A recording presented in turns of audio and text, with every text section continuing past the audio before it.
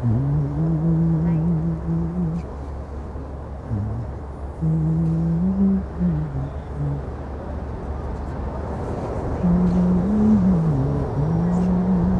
trained as an imam, but prior to that I was also a fashion designer. I think it comes with the territory. Being gay, then you also have the talent of creating stuff.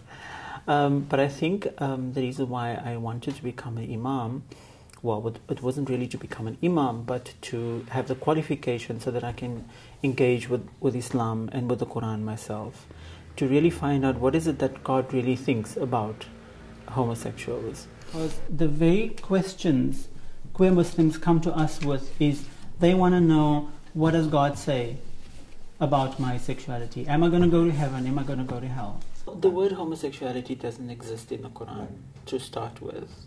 There is reference in the Quran made to people who are not attracted to women. So the fact that that's stated in the Quran means that the Quran acknowledges that there are people that are not heterosexual. But the whole condemnation of homosexuality comes from the story of Sodom and Gomorrah and the way that story is being interpreted. We need to go back to the context. When you study Quran, you are taught that there's a reason for every verse being revealed and there's a context to every story.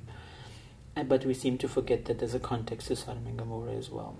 And when you really study Sodom and Gomorrah, you'll find that the kind of sexual engagement they had between same sex was not one of consent. It was coercion. It was male-to-male rape. And so it's not fair to make parallels between that and two people from the same sex that are in love with one another. It's completely two different things. And that's what the Muslim community doesn't understand. Well, I came out of the closet when I was 29. So I was married for 6 years prior to that. And I think in that 6 years, there was a lot of reflection. Why am I living this double life? Well, the reason why I got married in the first place was I thought it will change me.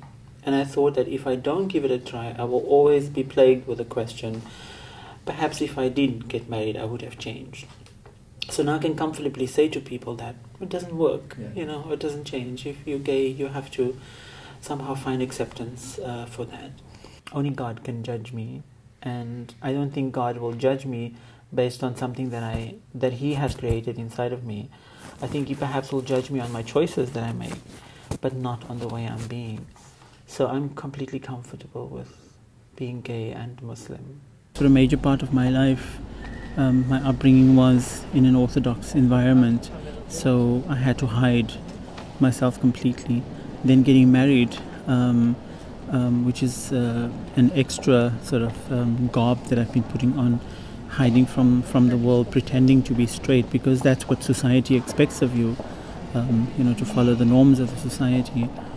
And I guess that a lot of queer Muslims are experiencing similar challenges. I think for me, it's perhaps it was my need to be true to myself that forced me out of that situation. But for many queer Muslims, they don't have the strength to be able to do that, and so they might get married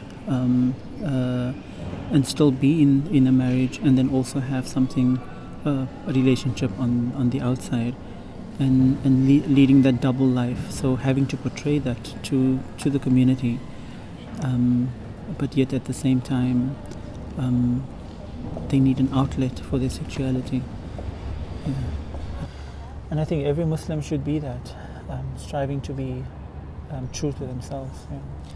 So self-acceptance is a key word in that sense. Self-acceptance is the key word. There's a beautiful saying in Islam that says, "Man arafa nafsahu arafa rabbah," that he who knows himself knows his creator. So it's important that you do get to know yourself. And how could you ignore such a big facet of your life, your sexuality? How could you then come to discover yourself if you don't engage with your sexuality? Thanks so much. Okay.